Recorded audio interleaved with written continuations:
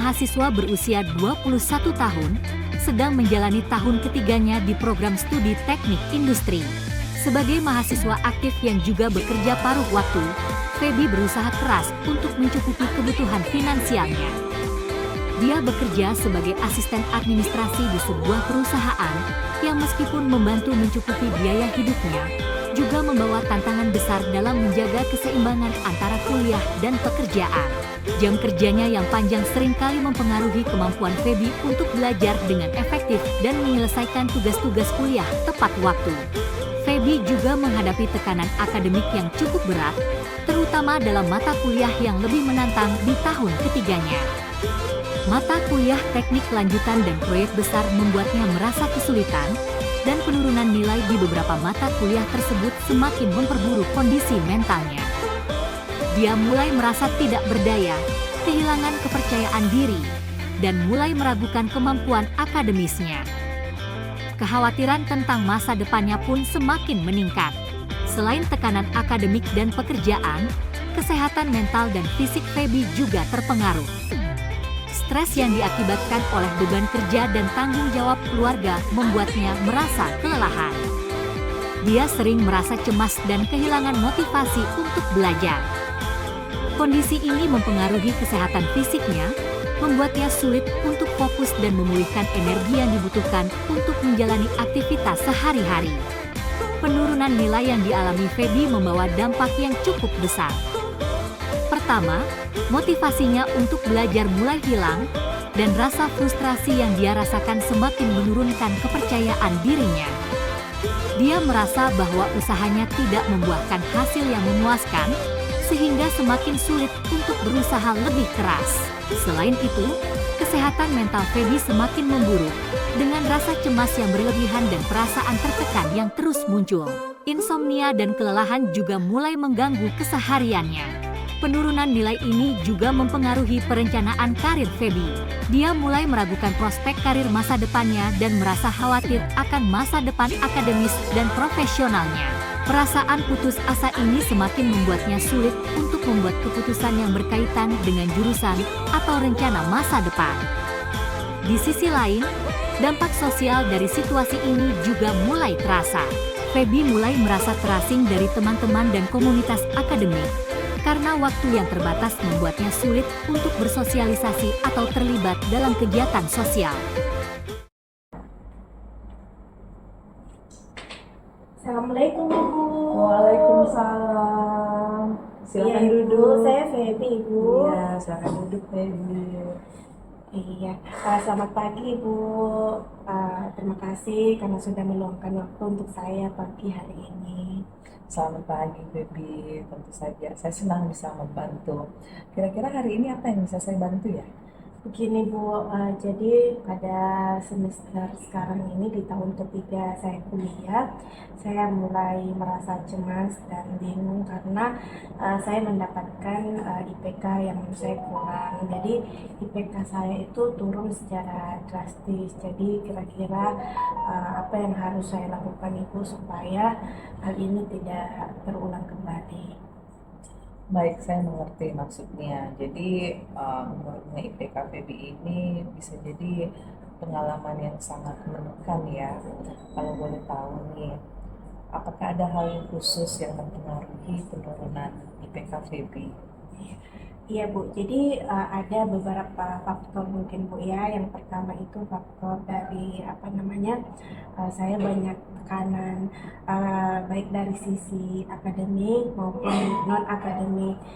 Kemudian di semester sekarang ini Bu, saya merasa bahwa mata kuliah yang ada itu sangat susah dan sulit gitu. Jadi seperti sangat menantang kuliahnya. Jadi saya agak Bu, kurang, apalagi sekarang di semester ini juga ada kuliah magang, jadi saya sulit untuk menyeimbangkan antara kuliah dan magang tersebut. Baik, terima kasih ya Feby karena sudah bersedia berbagi. Memang pada dasarnya kombinasi antara akademik yang menantang terus tanggung jawab baru seperti magang itu bisa membuat beban itu jadi lebih berat ya.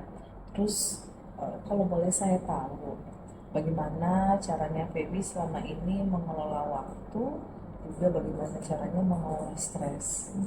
Iya Bu, jadi selama ini saya sudah coba untuk menyusun jadwal dengan baik. Namun kendalanya saya masih seringkali juga merasa kewalahan dan tidak bisa untuk menyelesaikan tugas dengan baik. Kadang-kadang juga saya merasa tidak punya cukup waktu untuk belajar dengan efektif, Ibu. Iya, memang yang terjadi itu adalah hal-hal umum ya, ketika kita mencoba menyeimbangkan lebih banyak tanggung jawab. Jadi kalau terjadi hal-hal seperti tadi yang kamu jelaskan, biasanya apa yang kamu lakukan untuk mengatasi stres dan juga bagaimana caranya supaya semua lebih terorganisir?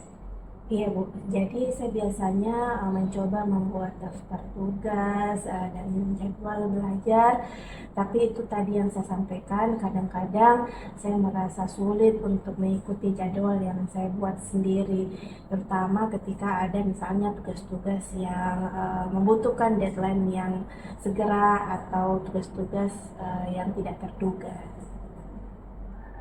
Memang betul ya, membuat daftar tugas dan jadwal itu adalah salah satu langkah yang baik ya. Namun mungkin perlu penyesuaian untuk lebih realistis, lebih sedikit fleksibel. Jadi nanti Feby juga bisa mencoba beberapa teknik manajemen waktu yang bisa membantu. Kemudian juga selain itu penting juga memastikan kalau Feby itu punya waktu istirahat yang cukup, karena Feby juga harus menikmati berbagai kegiatan yang memang Feby harus nikmati. Saya setuju Ibu. Jadi saya memang sering merasa tidak punya waktu untuk diri sendiri Bu. Kemudian pertanyaan saya apa saja yang teknik manajemen waktu yang bisa saya coba Ibu? Oh ya, jadi beberapa teknik yang bisa kamu coba ya untuk mengatasi stresmu tadi itu, misalnya ya membuat prioritas. Jadi kamu bisa melakukan prioritas untuk tugas-tugas berdasarkan urgensinya, tingkat urgensinya, kepentingannya. Jadi kamu bisa fokus sama tugas-tugas yang lebih mendesak terlebih dahulu. Kemudian ada juga itu namanya teknik Pomodoro.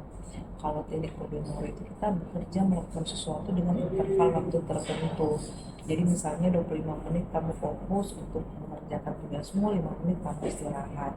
Nah ini juga bisa membuat kamu lebih produktivitas. Jadi kamu nggak kewalahan. Kemudian bisa juga yang tadi saya sampaikan, bikin jadwal yang lebih fleksibel. Jadi bisa menyisihkan waktu ekstra untuk tugas yang mungkin memerlukan lebih banyak waktu daripada yang diperkirakan. Kemudian ini yang paling penting, kamu harus punya waktu istirahat, karena waktu istirahat itu penting untuk menjaga keseimbangan hidup. Iya Ibu. Jadi terima kasih Bu. Itu tadi banyak teknik ya Bu yang sudah disampaikan. Saya akan coba beberapa teknik yang Ibu sampaikan tadi. Kemudian pertanyaan saya Ibu, apakah ada tips lain untuk menghadapi mata kuliah yang sulit Ibu? Ya, ini another masalah ya. Jadi kalau untuk mata kuliah, beberapa tips yang mungkin bisa membantu itu kamu tuh coba cari dukungan. Cari dukungan itu dalam bentuk coba bergabung dengan kelompok-kelompok belajar ya, minta bantuan teman-teman dekat atau misalnya dosen jika kamu merasakan kesulitan ketika menghadapi salah satu mata kuliah. Atau bisa juga kamu memanfaatkan sumber daya tambahan seperti buku referensi, kemudian video tutorial, kemudian memanfaatkan AI dan seterusnya gitu. Bisa juga misalnya kamu buat rencana studi yang terstruktur, fokus pada materi yang paling sulit. Misalnya ada mata kuliah yang sulit, itu substansinya sulit, kamu fokus dulu di situ. Kemudian nanti kamu lakukan review secara berkala. Nah ini yang paling penting dari semuanya adalah ya tadi, jaga kesehatan. Jadi pastikan cukup tidur, makan dengan baik, seimbangkan dengan olahraga, karena semua hal yang kamu lakukan itu untuk menjaga energi dan kamu bisa tetap fokus. Baik Ibu, jadi saya akan mencoba mengikuti saran-saran yang Ibu tadi sudah sampaikan. Terima kasih banyak Ibu atas bantuan dan sarannya Ibu. Ini sangat membantu saya untuk menghadapi masalah saya. Baik, sama-sama. Saya juga senang sekali membantu. Jadi, Feby jangan ragu ya untuk kembali ke saya bila memerlukan dukungan yang lebih lanjut atau ada hal-hal lain yang ingin dibicarakan. Semoga selanjutnya sudah lebih baik untuk Feby dan Feby bisa mendapatkan IPK yang lebih baik lagi. Terima kasih Ibu, sampai jumpa lagi. Sama-sama. Semoga sukses.